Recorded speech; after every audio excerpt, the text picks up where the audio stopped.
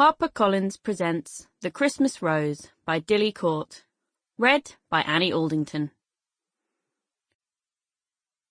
Chapter 1. Royal Victoria Dock, London, October 1882. Rose leaned over the railings, peering into the fog that had crept up on the steamship as it entered the Thames estuary. It was even thicker when they arrived in Bow Creek, and as the vessel slid gracefully into the dock, they were engulfed in a peasoup, making it impossible to distinguish the faces of the individuals waiting to greet the passengers. "Is he there, love?" Rose turned to give the small woman a weary smile. "I can't see very far, Mrs. Parker, but I'd know him anywhere, and I can't spot anyone who looks remotely like him." Adele Parker laid her gloved hand on Rose's arm. "Don't worry, dear. I'm sure your young man is there somewhere." "Max promised to meet me." Rose couldn't quite keep a note of desperation from her voice. "We planned it all so carefully. Then I'm sure he'll be here soon. It'll take a while for the crew to put the gangplank in place and unload the luggage." Adele wrapped her shawl more tightly around her plump body. "It's so cold and damp. We've been away for 5 years, and I've almost forgotten what the English winter is like."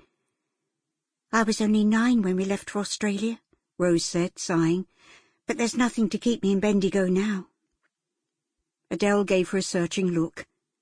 "How old are you, Rose?" "I'm 18, Mum." "I do worry about you, dear. I sympathise with you and your young man. But you do know you can't marry without your parents' consent, don't you?" "I'm an orphan.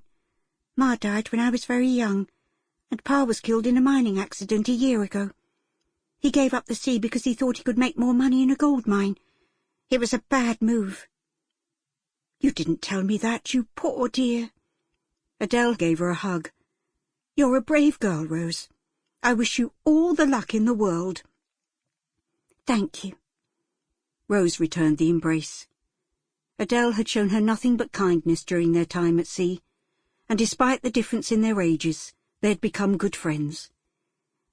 "We'll be staying with my mother-in-law, who lives in Elder Street, Spitalfields," Adele said gently. "I forget the number of the house, but it has a black door with a lion's head knocker. Ma-in-law is very proud of that." Rose smiled vaguely. "That sounds nice. If you need anything, just come and see me." Adele craned her neck at the sound of the movement from a lower deck. "The gangplank is in place. I must find Mr. Parker." She started off in the direction of the companionway, but she hesitated, glancing over her shoulder. "We'll be catching the next train from Canning Town. You're more than welcome to travel with us, if your young man doesn't put in an appearance." Rose was acutely conscious of the need to watch the pennies, but she managed to smile. "Thank you, but Max will be here. He promised." She strained her eyes as she peered into the thick curtain of fog, hoping to catch sight of the man for whom she'd given up her home and her adopted family. A feeling of near panic made her clutch the wet railing until her knuckles turned white. If Max, for whatever reason, could not meet her, she would be in a terrible fix. The possibility had not occurred to her during the voyage from the Australian port of Geelong to London. She had lived in a haze of romantic visions of what her life would be like as the wife of a dashing cavalry officer, but something as simple as a London particular was in danger of shattering her hopes and dreams. Sadie, the woman who had become a second mother to Rose, had uttered dire warnings, and these came flooding back to her now. Perhaps she ought to have listened, but she had ignored them, and had allowed Max to purchase a berth for her on the Bendigo Queen. Sadie had been quick to notice the deepening affection between Rose and Max. He was 5 years Rose's senior, and she had been slightly in awe of him when they first arrived in the mining town of Bendigo, and it was Jimmy, his younger brother, who had been her particular friend. 2 years later, Max had been sent back to England to attend Sandhurst Military Academy, and it was on his first trip home that they'd met again. Rose closed her eyes, conjuring up a vision of Max.